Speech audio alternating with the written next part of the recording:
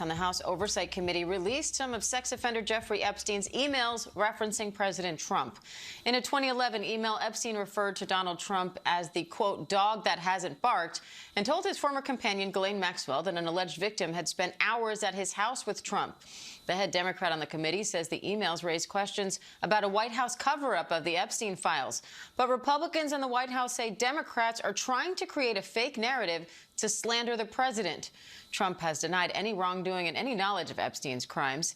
ABC's Jay O'Brien has the latest. Jay, how do these emails fit into the Epstein investigation, and how's the White House responding? So they were released this morning, Diane, as you say, by Democrats on the House Oversight Committee. They are part of thousands of pages of records from the Epstein estate that this committee has obtained. The Republicans on the committee just dropped tens of thousands of pages of records from the Epstein estate, somewhat in response to this. But that one email that you just referenced is so far from what we have seen the most notable. That sentence that Jeffrey Epstein writes Ghislaine Maxwell about Trump being, quote unquote, that dog that hasn't barked. And he also notes that what, as of this morning when the email came out, was an unnamed victim. Now Republicans say it is prominent Epstein accuser Virginia Giuffre. Epstein writes of her to Maxwell in 2011, quote, that she spent hours at my house with him being Trump.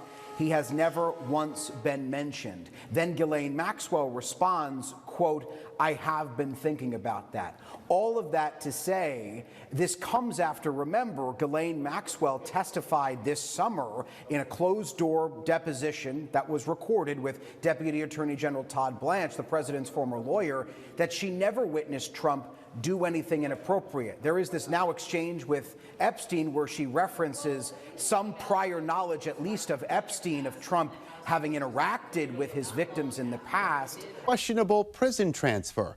And a whistleblower now alleging she's receiving some special treatment while behind bars, including customized meals, hand-delivered to her cell, private meetings with visitors who can bring in a laptop computer, and that she's been allowed to play with service animals.